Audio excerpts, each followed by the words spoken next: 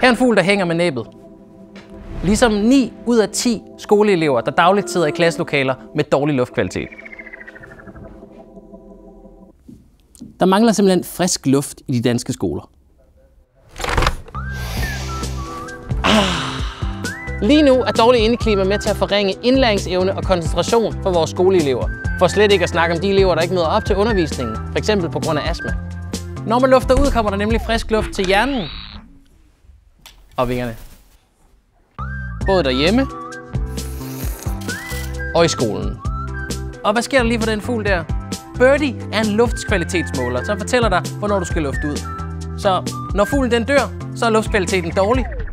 Og så åbner du et vindue for at genopleve den igen. Det er et kæledyr, du skal fodre med frisk luft. Nemt.